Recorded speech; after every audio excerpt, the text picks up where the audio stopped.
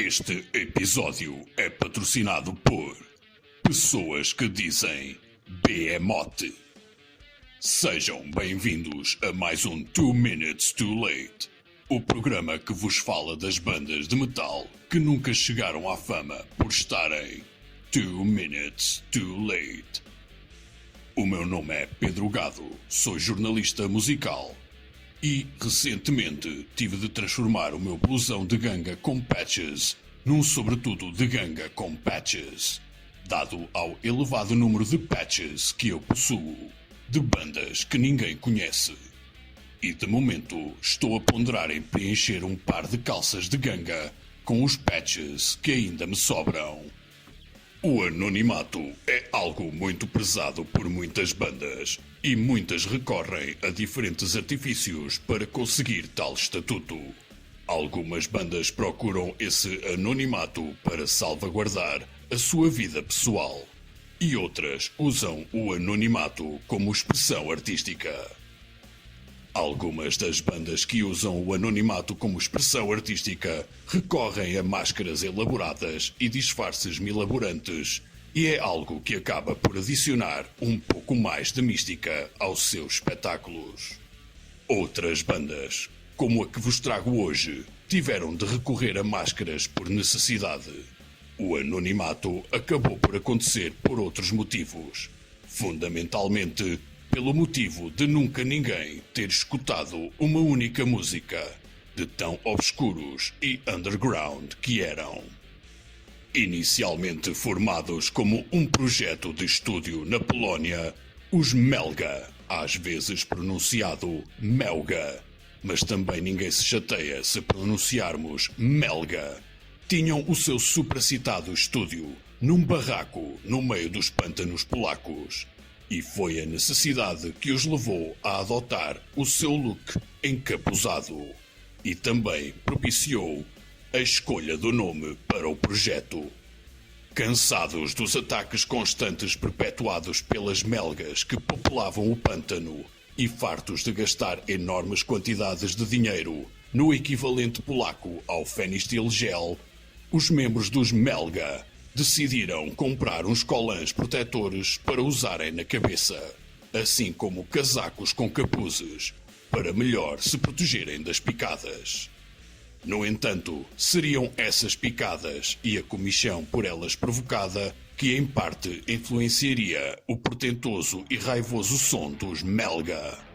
O frenetismo que aplicavam a coçar as mordidelas dos malditos insetos seria depois aplicado às guitarras e à bateria, e os incessantes ataques e irritantes zumbidos levariam a que N, de seu nome Nikolaj Zendaya, repito, Nikolaj, como estava a dizer, os incessantes ataques e irritantes zumbidos levariam a que N encontrasse sua voz de tão enfurecido ficar ao ter que constantemente afugentar as danadas melgas que sobrevoavam ao seu redor. Em 2008, os Melga lançam Grossa, o seu primeiro álbum, pelo qual, através do seu violento som, exorcizavam a raiva provocada por estes nojentos insetos, e estava bem patente a vontade que tinham em esmagá-los a todos. Tendo em conta que o ódio para com estes bichos é tão generalizado entre qualquer extrato da população, não deixa de ser estranho que a música dos Melga não tenha alcançado outros patamares, principalmente dentro das camadas de fãs de black metal, pois os ingredientes estavam lá todos: ódio, raiva, agressividade e insetos chupadores de sangue. 2012 é o ano em que os Melga editam o seu seguinte álbum, With Swats Towards None, onde a agressividade para com os detestáveis insetos continuava, desta vez com o conteúdo lírico a refletir sobre a impotência que um sente ao tentar sacudir estes maçadores inimigos. É que é mesmo impossível. Podemos tentar usar um mata-moscas, mas os gajos são tão evasivos que estamos constantemente a bater em literalmente nada. De vez em quando, lá pousam na parede, mas assim que nos aproximamos e estamos prontos a dar a estocada fatal, as cabras das melgas parece que nos sentem no vento e largam em voo. E depois andamos ali feitos nabos atrás delas, a apertar os olhos como se isso nos desse a habilidade de olhos de falcão, para ver se as catamos em pleno ar. E às vezes parece mesmo que é só para nos gozar.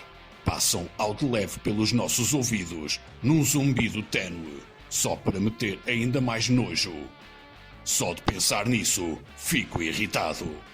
Insecticide is Futility seria o terceiro álbum dos Melga, editado em 2015 após a fraca ou nenhuma recepção do exercício fútil para alcançar a fama que tinha sido o álbum anterior.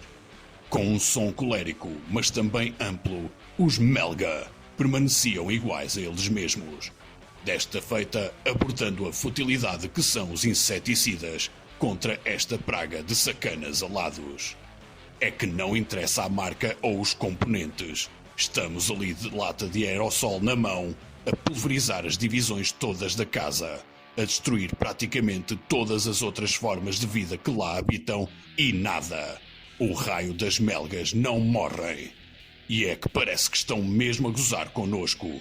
Podemos estar ali com o spray at point blank range e ali está a puta da melga com as suas patinhas a limpar as asas, como se estivesse a tomar banho. Levam um gajo direito a extremos. E não me venham cá com a história que os aerossóis fazem mal à camada de ozono. Eu sei bem disso, mas se for com o propósito de assassinar essas danadas, bem que a camada de ozono pode ir para o caralho. Em 2019, os Melga editam o seu quarto e último álbum até à data.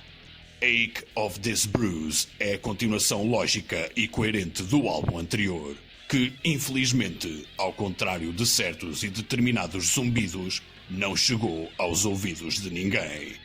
Neste álbum, os moços encapuzados mostraram que o rancor para com as suas rivais sanguinárias não tinha forma de chegar a um fim. A cólera debitada pelos instrumentos e o fel projetado pela voz eram inegáveis. Felizmente, era uma cólera figurativa. Mas infelizmente, e tendo em conta que o álbum Ache of This Bruise falava sobre as dores e a comichão provocadas pelas mordidas deste maldito inseto, os membros dos Melga acabaram por contrair uma malária literal, com vômito em vez de fel a ser projetado, um dos sintomas da supramencionada malária. Desde que foram hospitalizados, mais nada se sabe sobre os Melga. E aqui ficam os desejos de uma rápida recuperação.